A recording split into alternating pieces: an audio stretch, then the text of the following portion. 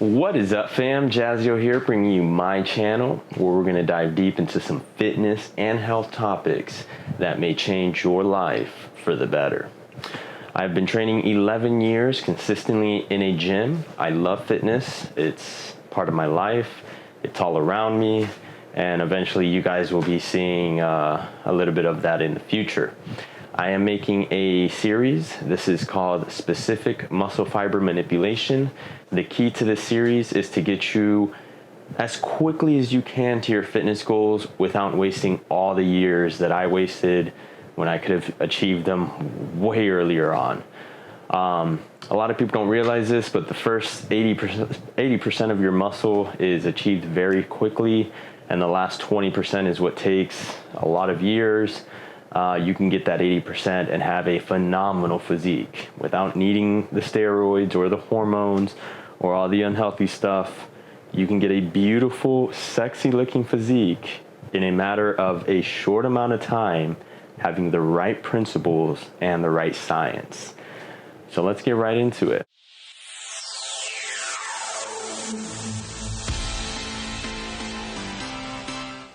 With specific muscle fiber manipulation, I've narrowed down what thousands of routines and thousands of exercises would be into 3 categories. And it makes things a lot more simple this way. Check it out. This is the ESB chart. This is your endurance class, your strength conditioning class, and your bodybuilding class, or your muscle building class, however you'd like to call it. With each of these classes comes a specific rep range. With the E class, you're looking at 12 to 15 reps or more. With the S class, you're looking at 1 to 7 reps. Typically, training would be 4 to 7 reps, but altogether it ranges from 1 to 7 reps. And then your bodybuilding class is going to be your 8 to 12 reps. With these rep ranges comes a specific muscle fiber. This muscle fiber comes with specific benefits for the fiber it creates. Over time, you'll have an abundance of this specific fiber that could positively help you or negatively impact you and your physique. Let's dive a little deeper. When it comes to the E class, hitting 12 to 15 reps in every exercise or routine is going to develop the endurance fiber. This is a very flat fiber. It is very lightweight. It's one of the smallest fibers you can develop. It is very low impacting on the CNS, very low calories, easy to maintain, and it is a slow twitch fiber, which means it consumes energy at a slow rate over time. This is a typical fiber that bikers would have, marathon runners, cross-country, CrossFitters. You have your swimmers, maybe some boxers. A lot of athletes have this muscle fiber because it works really well. It's a muscle fiber that can last a lot of hours without food. It's a muscle fiber that can go on for hours. This is how you can see bikers do 6 to 8 hours in a day of what would seem like training, and they're training this specific muscle fiber because it can do these kind of things. This would not be a good muscle fiber for somebody that wants to grow a big butt or big arms or become strong or have an aesthetically pleasing physique. This would not be the fiber for that. This is a performance fiber, not a aesthetic appealing fiber. So keep that in mind. This is a great fiber for, as mentioned, athletes, swimmers, marathon runners, hikers, but somebody that could benefit from multiple classes, possibly E and S class, somebody like a boxer. Boxer can't just be endurance, they need to be strong. They need that strong contraction. A golfer can't just have endurance, he needs that strong swing. When it comes to maybe baseball players as well, football players, they can't just have the E class, they need to introduce the S class for their type of performance. If they don't introduce the S class, then over time, the athlete that is the ES class will dominate the E class athlete. And that's just down to the numbers and the science and the approach that they're following. Now, getting into our S class, we have our strength conditioning class. This is going to be your most dense fiber. This fiber is incredibly dense. It is very hard. This is a mid-impact on the central nervous system, a fast twitch fiber.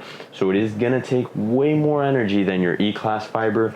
You won't be able to do quick rest times. You're looking at 3 to 5 minutes when it comes to this class, and workout routines typically maxing out at 2.5 hours at the most.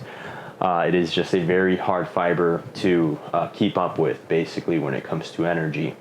It is mid-calories, so it's not the hardest fiber to maintain, but you're not going to notice big differences with this fiber. If you train with this fiber over time and you're low body fat, possibly you'll notice some differences, but it doesn't make major noticeable differences to the physique. Now, when it comes to the density of the muscle, major differences. If you're having a puffy muscle, soft feeling muscles, this is a great class to introduce into your routine to get more of a dense muscle fiber overall. I see a lot of people doing deadlifts and squats in this class, and then they'll jump to the E class to hit their biceps or triceps. As you can see, they're hitting a very dense fiber that's great for their lower back and their legs, but then they're hitting their arms to grow their arms, hitting the E class to grow their arms. Not the best approach. They would want to go into that SB class versus the SE class. Very important here. As well, some females out there, you'll see them doing 20, 30 lunges, jumping into the S class, trying to grow their butt. Wrong direction. This is the performance fiber. It's not an appealing or aesthetically appealing fiber. Keep that in mind. Moving right along, we got our B fiber. So we're looking at 8 to 12 reps. This is going to be your biggest, most aesthetically influencing fiber. Not aesthetically pleasing, but aesthetically influencing fiber. This fiber makes the biggest differences in your physique. Now keep in mind, it is the heaviest fiber. With size comes weight, and that's part of the problem. As an athlete, this isn't a good thing. If you're an athlete and you're packing on size to look better, but it's taking away from your performance, that's not a good thing. Now, if you're an athlete that just wants to improve their physique, you're the best in the world, but you want a little bit more aesthetics, right direction. But if you're trying to keep your performance at the max and you don't care about what your physique looks like, right direction. Or technically, wrong, left direction. But yes, this is a fiber that is for changing your body's proportions, not for performance. If you want to round out your shoulders, if you want a bigger butt, if you want bigger biceps, this is the way to go. Now, what happens a lot of the time, people get stuck in this B class and they bodybuild nonstop. Then over time, they grow these puffy muscles. Their whole body looks swollen, nothing's dense, and everything feels soft. And typically they're very weak. Not a good combination. A better combination is the S and the B class. Being able to hit your arms, grow your arms over time, and then add that density, add that hardness to your biceps where they don't feel puffy, or add that hardness to your butt so your butt, stays nice and firm. It doesn't, it just looks all puffy. That's not the goal. Manipulate the classes. Don't stick to one class, because over time you'll get what you want. You'll get that performance if this is all you focus on. You'll get that strength if this is all you focus on, or you'll get that size if that's all you focus on. But the goal is to manipulate the classes in your routine, within your routine, to achieve the physique or the performance you're looking for. I hope you guys got some good points out of that, some things that you were probably doing, maybe some things you can sharpen up to really start making that big improvement and difference when it comes to your results and the goals that you're trying to achieve. I did want to add in, as far as the ESB chart, you're probably wondering what happens if you're not staying in a specific rep range. And basically that just means you're either going too heavy or too light, depending on the rep range you're trying to hit. As an example, if you are trying to hit the B class of 8 to 12 reps, if you're always hitting 8 reps, you're probably going too heavy. If you're always hitting 12 reps, then you could probably go a little bit heavier. So that's something that's going to help you stay within that range without cheating yourself, basically. As far as the S chart for strength, same ordeal. You're most likely going to be training in that 4 to 7 rep range. 1 to 4 being typically too heavy, and if you're always hitting 6, 7, you're probably going too light, and you can go a little heavier when it comes to the weights. Same thing with the E class. If you're hitting 12 to 15 reps or more, you're hitting the endurance class, but make sure you're not going into those 20 to 50 rep ranges, or you're always hitting 12 reps. If you're flying way past 15 reps, you're probably going too light, and you can go a little bit heavier.